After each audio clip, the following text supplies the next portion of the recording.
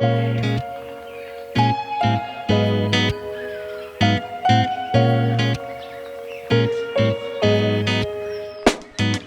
bonsoir à toutes et tous et bienvenue dans Virage à l'Ouest, le podcast qui explore les trajectoires de vie et les tournants professionnels des Rochelais et des Charentais-Maritimes. Je suis Paul Petitjean et j'accompagne chaque jour ici à La Rochelle les reconversions, les questionnements, les virages à prendre. Cette semaine, nous partons à la découverte d'un monde précis, minutieux, un mélange de patience, de savoir-faire et d'amour du détail. Mon invitée du jour a fait de la tapisserie un art. Elle restaure vos meubles, vos fauteuils avec une technique de tapisserie traditionnelle. Ici, on ne fait pas du neuf, on redonne du sens à l'existant. Et redonner du sens, elle connaît. Son parcours ne commence pas entre les clous dorés et les étoffes, mais entre les tubes à essai et les microscopes. Technicienne de laboratoire, elle observait les échantillons, dosait des solutions et mesurait l'invisible. Elle manipulait déjà de la matière, mais autrement. Alors comment passons du labo à l'atelier ? Comment apprendre un savoir-faire aussi exigeant ? Réponse dans quelques minutes avec mon invité du jour, Noémie. Bonjour Noémie. Bonjour Paul. Comment vas-tu ? Bien. Un petit peu malade, c'est ça ? Oui, j'ai les microbes de l'automne. Ouais, bon, on enregistre au début de l'automne, donc voilà, il y a quelques microbes qui traînent. Ça va tenir le temps de l'interview ? Tout à fait. Bon, super. T'es prête à nous raconter un petit peu ton parcours ? Oui. Est-ce que déjà l'ébauche que j'en ai fait dans la présentation, ça te va ? Elle me va très bien. Bon, super. On va développer un petit peu, du coup. Ouais. Alors, comme je disais, donc début de carrière alors directement dans le monde du laboratoire, ou est-ce qu'il y a eu d'autres choses avant ? Non, directement dans le monde du laboratoire. J'ai suivi du coup une formation dès mes 15 ans pour faire ce métier. Ok, donc formation initiale directement dans le scientifique, quoi, c'est ça ? C'est ça, en fait, comme dans tous les parcours, en troisième, on doit décider de ce qu'on veut faire. Ouais. Pour moi, deux choix étaient dans ma tête, les beaux-arts ou la science. Ah, deux choses complètement différentes. Tout à fait. Et la science l'a remporté. À ce moment-là, c'est vraiment ce dont j'avais besoin. Besoin ? Oui. Alors pourquoi ? Qu'est-ce qui te plaisait dans ce milieu-là ? Alors déjà, une grande fascination pour le corps humain. Okay. Je trouve que l'infiniment petit est plaisant. Enfin, en tout cas, c'est ce qui me plaisait. Et puis, de suite de maladies quand j'étais plus petite, c'était essentiel d'aller comprendre ce monde cellulaire. Voilà. T'étais fascinée par l'infiniment petit. Ouais, en fait, tous les mécanismes biologiques, je trouve que c'est quand même une des premières sciences qui existent en nous et qui est fascinante. Enfin, voilà. Ouais. Et alors comment donc petite, t'étais intéressée à la fois par le côté artistique et à la fois par le scientifique ? Oui, en fait, alors aujourd'hui, ma réponse n'est pas la même que lorsque j'avais 15 ans, mais les deux font partie de moi, c'est-à-dire ce côté, la science c'était un côté très intellectuel, on va dire, et la créativité est un autre côté, et qui me nourrissait aussi. Donc, même si j'ai choisi cette voie scientifique, toutes ces années m'ont permis de coudre, de peindre, enfin voilà, des choses qui me faisaient du bien à côté, quoi. À côté, tu gardais quand même cette âme artistique. Ouais. Ouais. Et cette âme artistique, justement, donc que tu as aujourd'hui, tu l'avais aussi donc depuis toute petite ? C'est quelque chose que tu as cultivé depuis toute petite ? Oui, c'est quelque chose que j'ai toujours fait par le biais aussi de mon éducation. Voilà, mes parents sont très manuels, donc j'ai été nourrie de ça. Pour le coup, ils n'étaient pas scientifiques. Là, c'était vraiment une démarche très personnelle d'aller dans ça. J'ai moi-même fait le choix à mes 15 ans de savoir quel lycée je voulais aller, ce que je voulais faire exactement. J'ai pas eu cette problématique, on va dire, avec mes parents d'aller faire des recherches. Elles sont vite venues à moi. En troisième, j'ai regardé un peu et je savais que je voulais faire un bac STL, pas un bac général. Donc STL, c'était Sciences technologiques de laboratoire. Il y avait cette école-là à Angers. Moi, j'habitais en Sarthe, donc à 1 heure de route. Donc c'était aussi l'internat. Enfin voilà, tout ça pour moi avait du sens en fait. Vraiment. Donc c'était un choix d'orientation voulu, quoi, pas subi. T'as pas subi tout à fait, c'était ce premier choix-là. Voulu, oui, vraiment. C'est déjà un luxe parce qu'il y a pas beaucoup de gens qui ne subissent pas leur parcours scolaire. Ok, donc tu débutes donc ta carrière dans les laboratoires. Oui, en fait, bac STL, DUT génie biologique à La Rochelle.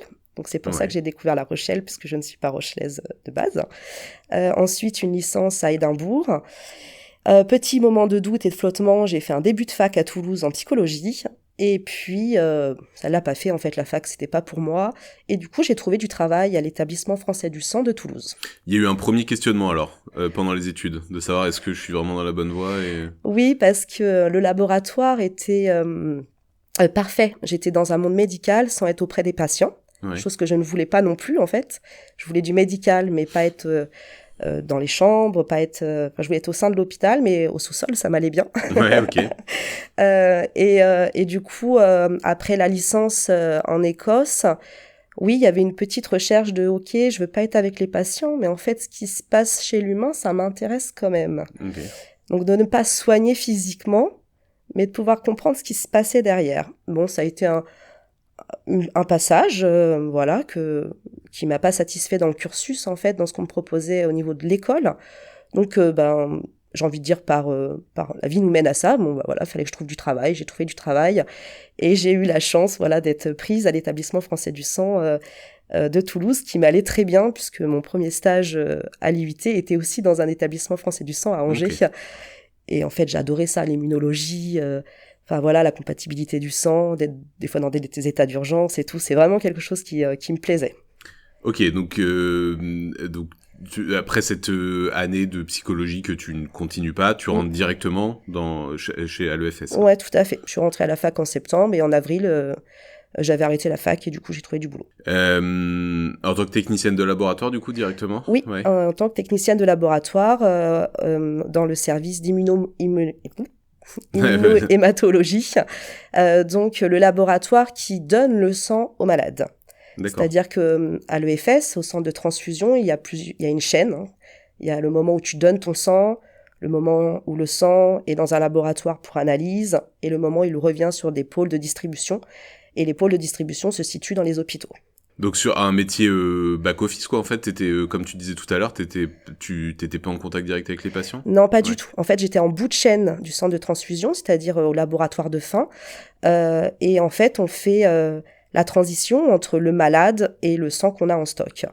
Les services hospitaliers nous donnent le sang via les tubes des malades, où on peut identifier le groupe sanguin, voir s'il y a des anticorps existants, et comment gérer la compatibilité du sang qu'on va donner. Et donc ça, donc sur Toulouse, combien de temps? Alors sur Toulouse pendant 9 mois. Ensuite, par ma vie familiale, on voulait changer d'endroit. Et du coup, j'ai eu un poste en CDI à Blois, à l'hôpital de Blois. Et c'était très bien. J'ai rencontré des belles personnes, une belle petite équipe, voilà.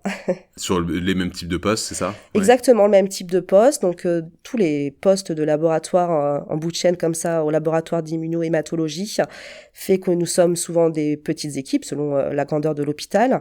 Et on travaille tous avec des heures très différentes. C'est-à-dire qu'on peut être des fois du matin, des fois du soir, des fois de nuit.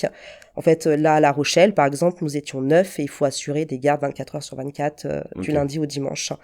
Donc avec un planning très changeant, avec les Noëls, les jours fériés et tout ce qui va avec. Alors si on commence un peu à spoiler, est-ce que c'est la raison qui fait que tu as décidé de faire autre chose ou pas? Enfin, une des raisons en tout cas.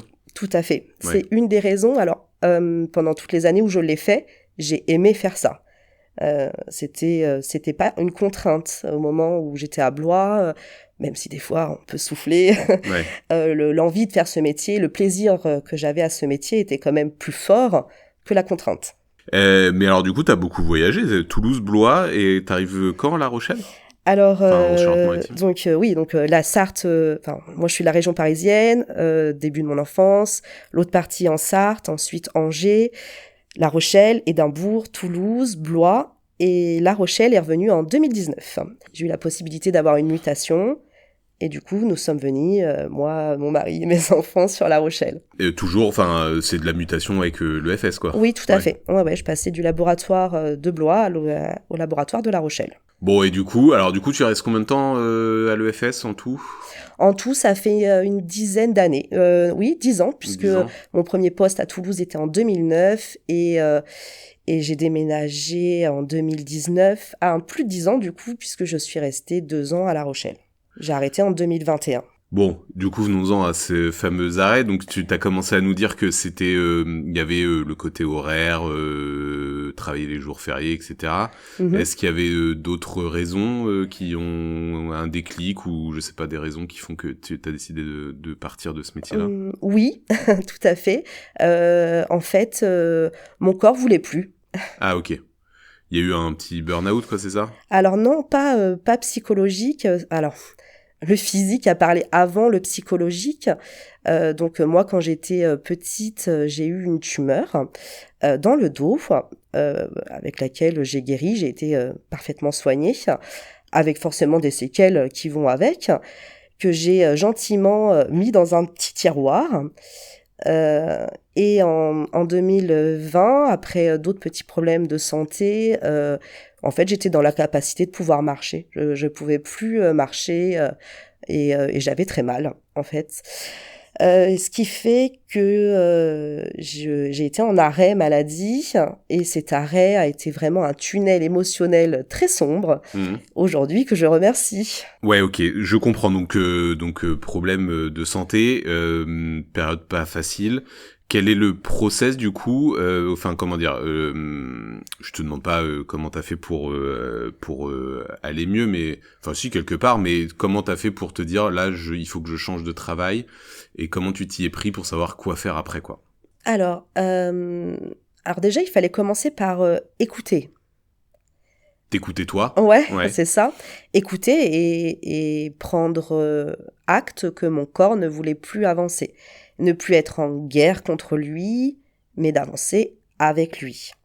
Donc ça, déjà, ça a commencé par, j'ai envie de dire, une réhabilitation, je ne sais pas si c'est le bon mot, physique. Ouais. C'est-à-dire que j'ai commencé par des soins physiques en service de rééducation et en même temps un travail psychologique. De se sentir perdu, oui, c'est pas confortable du tout. Et puis tout le monde sociétal s'écroule pour nous. On commence à subvenir aux besoins de la famille, si je change, les conséquences, toutes ces questions qui sont enivrantes quand on les dit comme ça. Et plein de personnes passent par cette phase très délicate intérieure qui est une guerre à l'intérieur, un désarroi, de la tristesse, de la colère, enfin... Donc il a fallu déjà aussi apprendre à accepter ses émotions, j'ai envie de dire, pour ensuite aller sur autre chose. C'est intéressant ça, comment, juste désolé je te coupe, mais comment on fait pour accepter ses émotions? Est-ce que t'as des techniques, comment tu t'y es pris toi pour... Est-ce que c'est juste dans la tête ou est-ce qu'il y a des techniques qui peuvent aider à accepter ses émotions? Cette question, elle est difficile puisque les armes et les outils que j'avais au moment où ça s'est passé ne sont pas les mêmes que j'ai aujourd'hui. On est des êtres qui évoluent, on apprend, on peut ou on veut apprendre en tout cas. En tout cas, les outils qui m'étaient donnés à ce moment-là, c'était vraiment de prendre conscience que mon corps était mon premier outil et que de ne pas le respecter faisait que je ne pouvais plus avancer. C'est vrai que dans la marmite de fallait que je change, était du coup fallait que je change le rapport que j'ai avec mon corps. Et de prendre conscience que le travail que j'ai tant aimé n'était plus le travail que je voulais faire. Et ça, c'est un peu comme un deuil. Prendre conscience et l'accepter, oui. Ouais, c'est l'accepter, c'est de pas se flageller en disant « Ah, pourquoi j'ai pas choisi les beaux-arts au moment où ça aurait pu être... » Non, c'est d'accepter que ce que j'ai fait avait du sens au moment où je l'ai fait et qu'aujourd'hui, il n'avait plus le sens. J'avais besoin d'autre chose. Ok. Est-ce qu'il y a un truc de... Tu te reconnaissais plus dans... Enfin, est-ce que les méthodes avaient changé entre le moment où t'as intégré le FS et où t'es parti ou pas? Ou est-ce que c'est toi qui as changé finalement entre le début et la fin? Les deux. Ouais. Les deux. Ouais, les deux. Et alors, pour ce qui est de moi, oui, forcément, on change, on mûrit, on grandit, on apprend, on se trompe. Et pour ce qui est du métier, oui, des choses avaient changé et des choses que je ne voyais pas avant. En fait, ce que j'aimais, être dans l'exécution d'un protocole, ce que j'ai adoré, n'avait plus de sens. J'avais besoin de créativité et pas d'être que dans l'exécution. Ok. Et c'est vrai qu'entre Blois et La Rochelle, il y a eu du changement d'équipe, un changement d'appartenance à mon équipe. Et du coup, tout ça dans la marmite... je m'y retrouvais pas. Même si les personnes à La Rochelle, je les aime aussi. Enfin, c'est tout un changement qui fait que parfois. Mais si ce changement a eu lieu, c'était pas par hasard en même temps. Je remercie tout ça. Enfin, aujourd'hui, je remercie tout ça. Oui, avec le recul, ouais. Ouais, voilà. Quand on est dans la tempête, on a froid, c'est pas agréable, on a la pluie qui nous vient dessus. Et après la tempête, ça refleurit, quoi. Mais ce qui va intéresser les gens, c'est aussi parce que là, oui, en fait, il y a des gens, tu vois, qui en ce moment sont dans la tempête, peut-être qui nous écoutent, et qui aimeraient se dire, ouais, aussi, moi aussi, j'aimerais bien remercier cette période difficile plus tard. Alors, comment on fait pour s'en sortir? Donc, t'as commencé à nous dire à accepter ses émotions. Ouais. Est-ce que tu vois d'autres choses qui pourraient aider les gens? Parler de ses problèmes, tu veux dire, s'ouvrir sur ses problèmes? Peut-être que je pense que c'est propre à chacun, en fait. Chacun a ses propres outils. Le plus dur, c'est d'écouter les outils qu'on a en soi. Et j'ai pas la bonne parole de ça. J'ai pas de solution, remède. J'ai pas un mode d'emploi à partager, en fait. Et toi, tu t'y es pris comment, du coup, pour trouver ton futur métier? Est-ce que ça s'est passé dans cette période-là, ou est-ce que tu t'es d'abord dit, faut que j'aille mieux, et après je trouverai ce que je ferai, ou est-ce que ça arrive en même temps? Les deux sont un peu mélangés, même si ça a commencé vraiment... donc moi, j'ai fait ma dernière garde à l'EFS le 31 décembre, donc dans la nuit du 31 au 1er janvier. C'était en y allant, je savais que ça serait sans doute la dernière parce que ça a été très très difficile physiquement et que après cette garde de 12 heures, je me suis rendu compte que j'avais été un danger en fait. J'aurais eu du mal à assumer un état de grave urgence vu mon état physique. Donc là, ça m'a fait prendre conscience qu'il fallait s'arrêter. Donc ça a été, j'ai envie de dire, une date importante puisque le 1er janvier 2021, je savais que j'aurais beaucoup de difficultés à y retourner. Le savoir sans le savoir, mais ça a acté la fin. Donc, j'ai envie de dire, le premier trimestre de l'année 2021 a été plutôt vraiment axé sur mon corps, accepter la douleur, accepter tout ce qui va avec, refaire une demande de reconnaissance d'handicap, par exemple. C'est quelque chose que j'avais avant mes 18 ans, parce que mes parents le faisaient. Et là, en tant qu'adulte, il fallait que moi-même, je poste ce courrier qui a été très compliqué à poster parce que c'est de demander une étiquette et on l'assume mal. Enfin voilà, il y avait vraiment un changement au niveau corporel. Le deuxième trimestre, là, ça y est, ça a été à me poser des questions. Des questions qui avaient déjà eu lieu avant, sans que je me rende compte.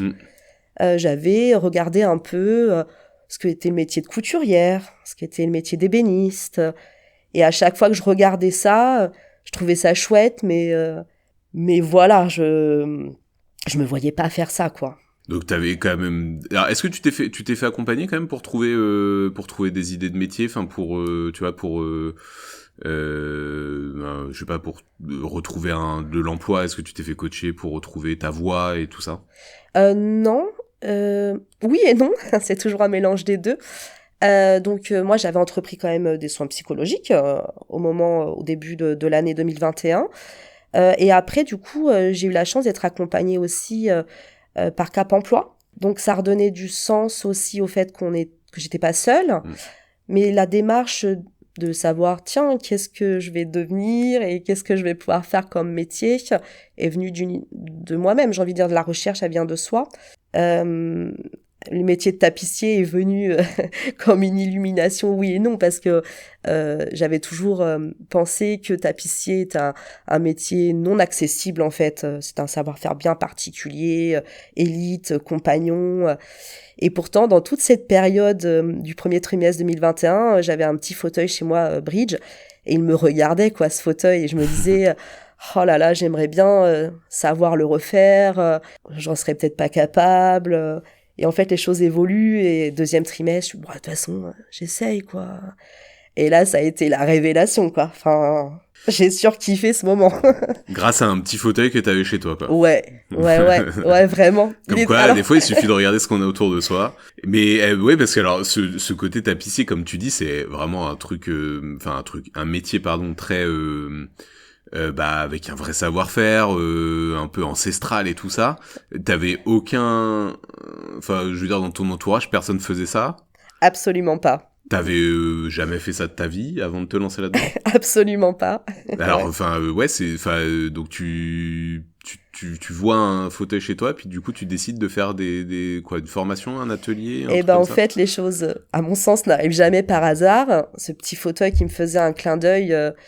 fait que comme tout le monde, je vais sur mon téléphone faire des petites recherches et là paf, je tombe sur une femme superbe qui propose une formation pour des adultes en reconversion sur la tapisserie de siège. Et là, tous les critères qu'elle proposait, c'était pour moi, quoi. Enfin, c'est très spécifique comme formation. Ouais. En fait, c'était une formation d'1 an à distance, donc les compagnons vont hurler, mais une formation en savoir-faire à distance, ça peut toujours paraître étrange.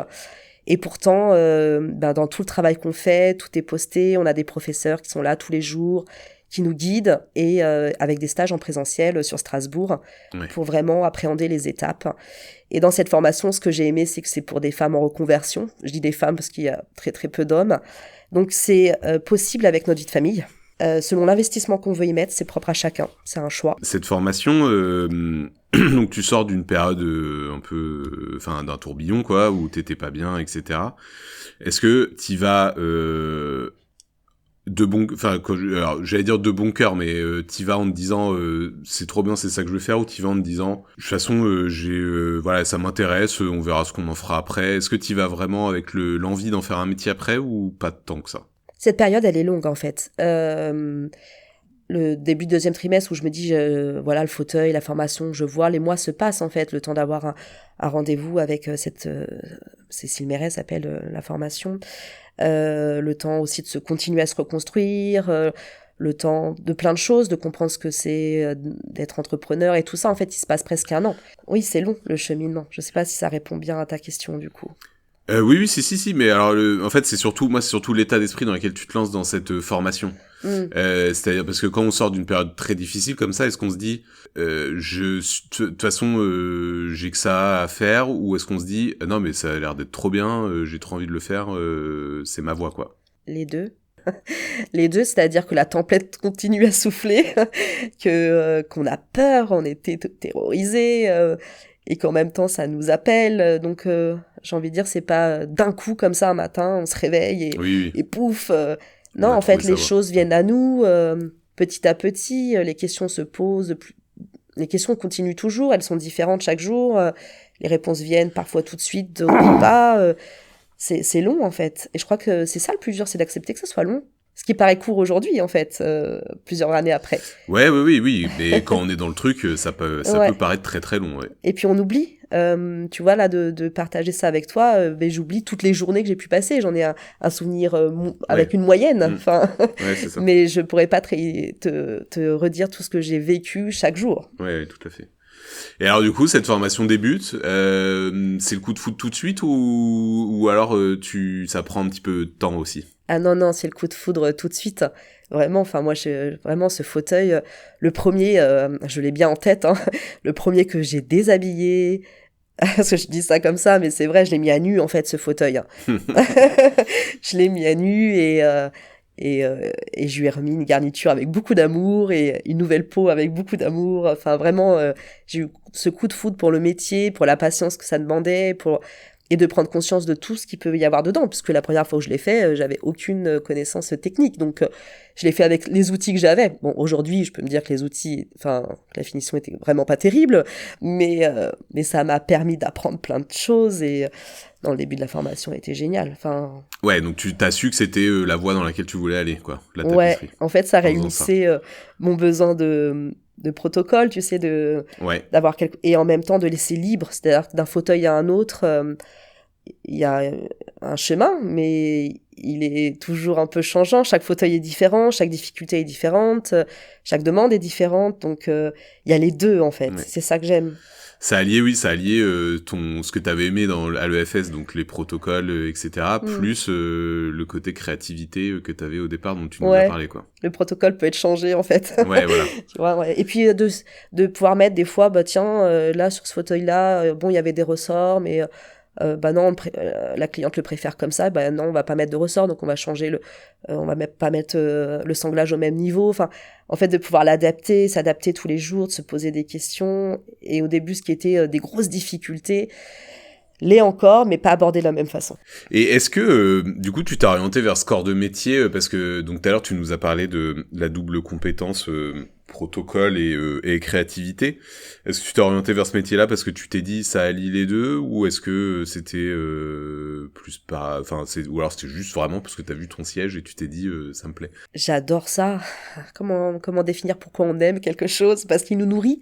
Ouais. Parce que ça me nourrit, en fait. Ça me nourrit de plein de besoins. Mais je veux dire, tu t'es orienté vers cette formation-là en te disant ce métier-là, il est fait pour moi, ou juste, enfin tu vois, ou juste le truc m'attire, quoi.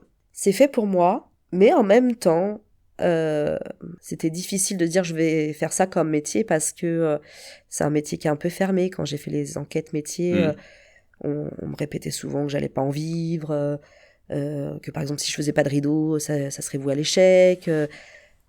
Plein de portes en fait se sont fermées. La seule qui a été vivante, c'est par ma formation. Le fait de rencontrer aussi d'autres femmes, de partager, tu vois, de partager nos difficultés, nos peurs, de voir que c'était possible, aussi chez celles qui étaient sorties de la formation. Tout dépend de la façon dont on voit aussi l'entrepreneuriat, parce qu'il y a le métier même, les tapissiers, moi c'était pour ouvrir ma propre entreprise, donc tu vois, il y avait les deux aussi dedans. Donc t'avais déjà cette idée-là de créer ta propre structure. Oui. Qui est arrivée quand? Avant la formation? Pendant? Après? Tu saurais le dater? Alors, ouais.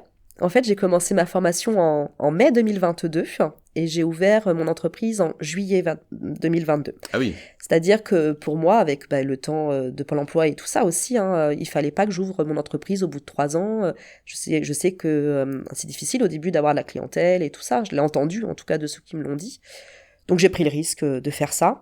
Donc ma première année, j'étais en formation et j'avais déjà une entreprise.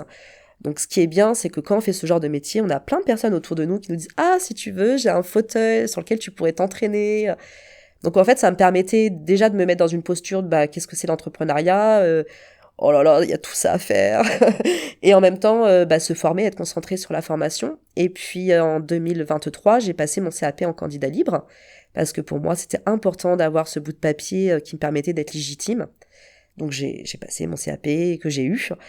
Et donc, en fait, comme ma formation s'est finie en 2023, j'avais 1 an d'entreprise et là, c'était vraiment le début, en fait. Ok. C'est parce que en fait, moi, ma question tout à l'heure, tu nous as parlé d'enquête métier. Ouais. C'est-à-dire que t'as quand même, tu t'es quand même renseigné sur le métier. Je veux dire, t'as pas foncé tête baissée non plus dans le truc sans savoir où tu mettais les pieds, quoi. Tu t'es renseigné auparavant et tout ça, quoi. En fait, j'avais appelé des tapissiers. Où j'ai pas eu beaucoup de réponses, mais j'ai eu la chance d'avoir une tapissière sur Angoulins qui m'a accueilli une après-midi et qui m'a parlé de sa vision, elle, du métier. Oui, d'aller entendre les choses, d'avoir conscience que c'était pas facile, mais ce qui est pas facile pour quelqu'un l'est pour l'autre. Enfin, alors aujourd'hui, je me rends compte en fait que c'est un peu comme si quand tu vas au marché, tu sais, t'as plein de légumes. Et on t'explique que la recette de la ratatouille, il faut avoir ça et ça comme légumes. Moi, je suis plutôt dans l'esprit où je vais au marché, je prends les légumes qui me plaisent. Ok, quelqu'un m'a donné la recette de la ratatouille, mais si j'aime pas les aubergines, j'en mets pas dedans, en fait. Et ça peut se retrouver dans la tapisserie. Tu fais comme bon te semble, quoi. Ouais, plus largement que ça, l'entrepreneuriat. Tu sais, au début, quand tu te lances, t'as toujours des bons conseils autour de toi qui émanent vraiment d'une bonne intention, hein, mais c'est ce statut-là qu'il te faudrait, ou c'est ça qu'il faudrait que tu fasses, ou c'est ça qu'il faut faire.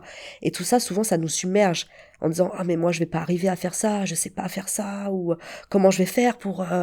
Et c'est ça qui nous submerge, qui nous paralyse, c'est de prendre, je pense, le recul, de dire qu'on a le choix de le faire ou de pas le faire, et pourquoi on le fait ou on le fait pas. Et du coup, quand on sort d'une période difficile comme ça, qui a été compliquée, est-ce que se lancer dans l'entrepreneuriat, c'est pas un choix un peu trop compliqué? Est-ce que parce que ça demande quand même de se lancer dans l'entrepreneuriat, de penser à beaucoup de choses, de s'investir à fond dans son projet, et puis comme tu disais tout à l'heure aussi, d'avoir confiance en soi, parce qu'il y a plein de domaines, ça nous fait toucher à plein de domaines différents qu'on ne maîtrise pas.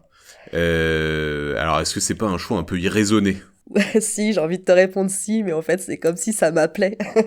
C'est que j'ai le sentiment que la boussole, on l'a dans nous. C'est juste qu'on sait pas la lire. Mais tu penses que tu l'as aidé dès le départ, c'est ça? Non, en fait, je me rends compte que je savais pas la lire non plus à ce moment-là, mais qu'elle m'a bien poussée quand même. Enfin, elle m'a bien donné la direction, en fait. C'est vrai que c'est terriblement difficile au début, l'entrepreneuriat, quand on n'est pas issu de ce genre de formation, ou peut-être même quand on l'est, de la communication, marketing, démarcher, savoir faire un pitch lors d'une expo. Tout a été très compliqué. Je me souviens de ma première expo, je me souviens de mon premier client, je me souviens de mon premier devis. Enfin, tout est absolument compliqué. Mais c'est pas pour ça que c'est compliqué qu'on n'y arrive pas.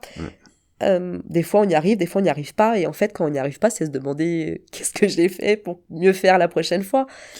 Compliqué parce que du coup, qu'est-ce qui manque à ton avis? C'est quoi? C'est la confiance en soi? C'est de la peur de se mettre en avant face aux autres? Qu'est-ce qui t'a manqué à toi, à ton avis? Enfin, au départ, hein. Ce qui m'a manqué, c'est de pas savoir écouter ce qu'il y avait au fond de moi. Je pense, en tout cas, ce qui est important à mon sens, c'est d'avoir conscience des choix qu'on fait. Et au moment où je les ai faits, en fait, j'avais pas forcément conscience. J'allais juste là parce que j'avais la sensation que ça me faisait du bien, sans réellement me poser la question. C'est un peu comme si c'était un peu au-dessus. Ça a été difficile et en même temps, il y avait des gens autour de moi qui me soutenaient quand même. Ouais, t'étais accompagné. Ouais. Mais alors la question c'est, est-ce que tu vois, tu dis j'y suis allé parce que au départ ça me faisait du bien, est-ce que c'est pas ça aussi la vraie, enfin tu vois, est-ce on ferait pas tous mieux de faire des choix comme ça, d'aller d'abord vers ce qui nous fait du bien et après de rendre la chose sérieuse, quoi. Aujourd'hui, j'ai envie de te dire oui. Bah, Ma conception de la vie, en quelque temps, ça a été une énorme tempête pour moi. Mais en fait, si t'es sur une petite île, t'as construit ta petite cabane en bois, c'est cool. Et là, il y a une énorme tempête et tout est soufflé. Est-ce que tu reconstruis de la même façon? Qu'est-ce que t'en fais de cette tempête? Bah oui. Oui, est-ce que tu refais la même chose et tu rebâtis Voilà. sur les mêmes Et du fondations. coup, dans ce métier, je reconstruisais différemment. C'est-à-dire que je gardais ce que j'aimais et en même temps, enfin, je pouvais créer dans tous les sens du terme, dans le fauteuil comme dans l'entrepreneuriat. Ok, donc les débuts dans l'entrepreneuriat, donc difficile de se pitcher, de se mettre en avant, de faire des expos, des machins comme ça. Est-ce que t'as rencontré d'autres obstacles, d'autres difficultés sur ton chemin au départ? Oh ouais, plein. Les réseaux sociaux. Ouais, toujours pour se mettre en avant, quoi, ouais, c'est ça. Ouais. c'est ça. Évaluer mon temps. Et le métier en lui-même, parce que le métier en lui-même, c'est quand même un truc très technique que dans lequel t'avais aucune expérience auparavant. Est-ce que t'as réussi quand même tout de suite à te sentir légitime dans ce métier-là, ou est-ce que ça a été compliqué au départ? Ouais, ça a été compliqué au départ. Mais la légitimité, au final, elle est vraiment propre à nos propres jugements. Oui, c'est envers nous. Qu'on se met, oui. Et ça, pour le coup, avec le recul, je me dis que je prenais vraiment acte des difficultés que je rencontrais pour les anticiper la fois d'après.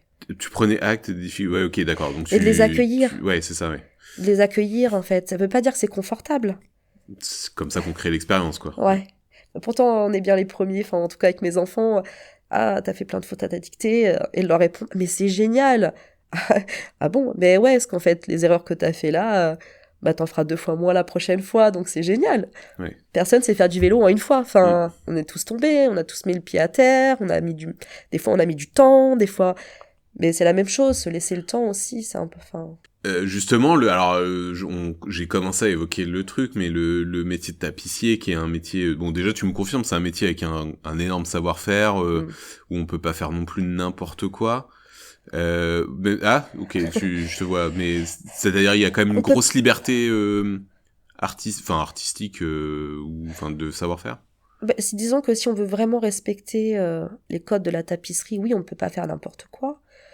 Après, celui qui a envie d'essayer, beaucoup essayent de mettre eux-mêmes le tissu. Moi, je trouve pas ça mal en soi, tu vois. Ouais. Mais moi, je suis professionnelle et Oui. du coup, ce qui me satisfait grandement, c'est d'offrir un super siège ou un super meuble à quelqu'un qui prend en compte tout. Le moment où il est venu me voir, le moment où on a parlé, où je l'ai écouté sur ses attentes, et le moment où on livre. Enfin, tu vois, c'est... Au tout début, je me souviens que j'avais cette sensation de plus soigner en faisant ça qu'en étant dans le médical. Vraiment, j'avais parce que j'avais soigné leur fauteuil, parce que j'avais pris du temps à les écouter sur ce qu'ils voulaient, et que ça me faisait un bien profond, en fait, d'être en empathie avec les gens. T'avais pris soin d'une de leurs possessions, quoi. Ouais. Souvent, c'est des meubles d'affection, tu sais, les fauteuils, ils évoquent souvent un souvenir. Enfin, tu vois, ça, cette dimension-là, en fait. Ouais. Et les premiers meubles qu'on te demande de faire, est-ce que on y va en hésitant un petit peu? Est-ce qu'on se dit, oh là là, comment je vais rendre le truc? Est-ce que, Ouais. Oh là là, comment je vais faire? Ouais. Mais encore des fois aujourd'hui. Et la question, je peux l'accueillir en disant, ouf. Et puis, au fur et à mesure, on élabore des stratégies, voilà. Rien n'est facile, même pour un salarié qui a le même boulot. Des fois, il a des difficultés, faut s'adapter. Et alors aujourd'hui sur un métier très spécifique comme celui que tu fais aujourd'hui, donc dans la tapisserie, comment est-ce qu'on fait pour trouver des clients? Comment ça marche? Ouais. Parce que tu vois, c'est des choses qu'on peut se demander parce que c'est quand même pas des métiers qu'on voit tous les jours au coin d'une rue, quoi. Ouais, et ça, rien que tu dis ça, tu vois, ça me fait plaisir. On voit pas ça tous les jours, partout. Ah ouais. Ça fait partie de un petit peu cette originalité que j'aime bien. Ouais. Comment on fait? Bah alors au tout début, on en parle déjà autour de soi. Vraiment, il faut en parler, hein, c'est important. Déjà, ça permet nous-mêmes de mettre en tête que ça y est, on est dedans. Les expositions. Au tout début, c'est par le biais d'expositions. J'avais fait quelques fauteuils en présentation. Voilà, mes premières expos, c'était comme ça, il fallait bien... Des expositions dans quoi comme lieu? Dans des marchés de créateurs. Ok. Je réfléchis au tout premier, ouais, voilà, des marchés de créateurs, le marché de Noël, des choses comme ça, où déjà, souvent, il y a peu de concurrence, hein, on n'est pas nombreux tapissiers à exposer à ce genre d'événement, et puis bah là, une personne trouve ça sympa, puis ça tombe bien, parce qu'elle a un fauteuil à refaire, et donc, bah voilà, c'est parti. Donc, un par-ci, un par-là, et puis au fur et à mesure, on en fait de plus en plus, on se sent de plus en plus à l'aise, voilà, ça se construit. Donc en montrant un petit peu ses créations, quoi, aussi. Ouais, c'est ça. En se montrant soi, mais aussi en montrant ce qu'on sait faire. Du coup, il y a ça, l'avantage, c'est que t'as un produit fini et que tu peux le montrer, quoi. Tu peux dire. Tout à fait, ouais. Voilà. Aujourd'hui, c'est différent parce que je me rends compte aussi que les réseaux, parfois, peuvent nous aider. Alors là, depuis juillet, je suis passée d'un atelier chez moi à une boutique. Donc maintenant, j'ai une boutique atelier dans le centre de Courson. Donc voilà, ça a évolué aussi. Et c'est vrai que par exemple, cette boutique me permet d'avoir plus de monde, puisque j'ai une visibilité qui est pas la même. Donc ça a évolué aussi. Mais ça remet quand même en route d'autres peurs. Tiens, comment je vais achalander la boutique, comment... Bah oui. Voilà, il y a d'autres peurs qui viennent. Donc c'est pas un long fleuve tranquille. Donc t'as une boutique physique, c'est-à-dire que tu fais toi-même tes propres créations, tu fais pas que comment dire, de la rénovation de meubles qu'on vient t'apporter? Eh ben en fait oui, parce que j'ai un atelier boutique. Donc avec une partie atelier où je continue en tout cas de répondre aux prestations des personnes qui me le demandent. Oui. Dans cet atelier, je fais aussi des cours, j'enseigne la tapisserie et des loisirs créatifs. Et cette partie boutique où je vends mes créations.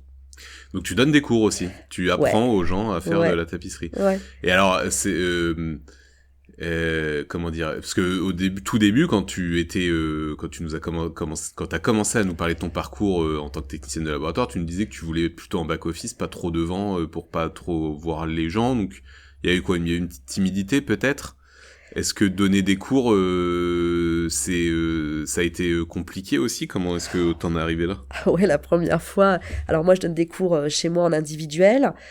En individuel. En individuel. Ouais. Et après, je donne des cours dans une association de tapisserie. Hein. Il existe des associations de foot, de tout ça. Il existe des associations de tapisserie. Et donc, moi, je donne des cours dans une association de tapisserie. Alors, la première fois, oh là là, j'avais trop peur. C'était... j'avais l'adrénaline à 100%. Et si je ne sais pas répondre, et si... comment, et qu'est-ce que je vais dire? J'avais pas non plus une expérience de fou. Mais ça a été génial parce que déjà ça a augmenté ma connaissance professionnelle de fou parce que l'échange avec les autres on en apprend aussi et puis des rencontres de super personnes mais j'aime vraiment ça en fait, enseigner sous la définition de transmettre ce que moi je sais mais d'être aussi humble sur le fait que je ne sache pas tout. Oui. C'est-à-dire parler de quelque chose qui te passionne, c'est quand même plus facile à faire que... Enfin, tu vois, c'est plus facile de s'ouvrir quand on parle de quelque chose qui se passionne et de parler devant d'autres gens, quoi. Ouais, bien sûr, de ce qui nous passionne. Et puis, ça englobe pas que quelque chose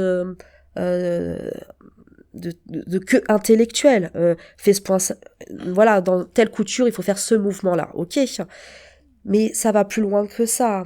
C'est déjà entendre les difficultés de la personne, de lui transmettre en tout cas qu'il y a toujours des solutions, d'avoir un rapport avec son corps, avec la tapisserie. C'est un sujet dont on n'a pas parlé, mais comment on pourrait se poser la question, comment tu passes d'un état physique parfois limité à porter des sièges. C'est vrai. Oui. La question pourrait se poser. L'écoute de son corps aussi. La position qu'on va avoir pour mettre tel ou tel clou. Pourquoi ça rentre pas? Parce que juste on a oublié d'écouter son corps, qu'il faut se mettre dans une autre position, d'être gentil avec soi-même aussi pour pouvoir transmettre un geste. Enfin voilà, il y a aussi ça dans cette dimension d'enseigner et de partage que j'ai avec eux. Okay. Et j'ai envie de dire, j'enseigne là-bas et je reçois aussi beaucoup de choses de leur part. Super. Et alors techniquement, parce que moi ça m'intéresse beaucoup, j'espère que ça va intéresser tout le monde, mais tapisser alors donc du coup tu fais des meubles, tu fais beaucoup de fauteuils aussi, c'est ça? En gros, sur mon activité aujourd'hui, je fais la moitié de fauteuil, la moitié de meubles. Donc le fauteuil, tapisserie de siège, et le meuble, je relook des meubles, je leur donne une nouvelle peau, et je travaille avec des peintures françaises, parce que ça répondait à mes valeurs et mon besoin d'avoir du local, en fait. Donc, voilà. Donc on vient vers toi avec un fauteuil. Ouais. Peu importe quel modèle, enfin où il y a des... Non, j'accepte tous les fauteuils. Ouais. Par contre, si je sens que... Si on me demande par exemple un fauteuil, juste changer un tissu et puis d'y mettre un morceau de rideau dessus, j'accepterai peut-être pas. Okay. Parce que c'est quand même important pour moi que ce fauteuil va être vu, on va s'asseoir dessus et qu'il soit à la hauteur de ce que je peux produire. Donc tu retires l'habillage qui existe déjà et tu remets toi-même. C'est du tissu que t'achètes quelque part ou c'est des trucs que t'as en stock? Déjà, quand j'ai un fauteuil, on regarde l'état de la garniture. Est-ce qu'il peut encore accueillir plein de popotins ou est-ce que vraiment c'est pas confortable? Okay. Donc, est-ce qu'il faut changer ce qu'il y a dessous ou est-ce que c'est que le tissu? Déjà, c'est la première étape. Quand il faut tout changer, bien, je le déshabille. Il reste plus que le bâti en bois. Si le bâti en bois est un petit peu bancal, on le décolle. Ça fait un puzzle qu'on recolle. Et ensuite, on va venir faire la garniture avec plein d'étapes justement très différentes, des sanglages. Et ce qui donne la forme du siège, c'est du crin. Dedans, c'est du crin. Moi, je travaille avec du crin de noix de coco. Donc, au début, on a une grosse boule de crin enveloppée d'une toile. Et c'est les coutures qu'on va faire dedans avec des grandes aiguilles qui va donner la forme et la rigidité du siège. Et ensuite, on va y apporter le tissu.